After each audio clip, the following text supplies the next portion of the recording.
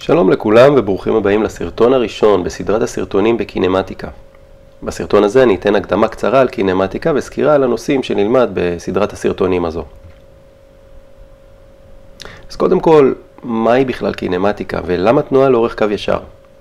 אז קינמטיקה היא התחום בפיזיקה העוסק בתיאור תנועה של גופים. קינמטיקה לא עוסקת בכוחות הגורמים לתנועתם של הגופים. תחום זה נקרא דינמיקה ואותו נלמד בהמשך. גופים יכולים לנוע בכל מיני אופנים, למשל כמו הנמלה הזאת, או רכבת ההרים הזאת, או אפילו כמו הירח שסובב סביב כדור הארץ.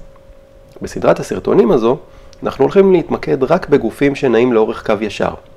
למשל, מכונית הנעה על כביש ישר, או רכבת שנעה על מסילה ישרה, או גופים שנעים למעלה ולמטה כמו הכדור הזה שקופץ על הרצפה.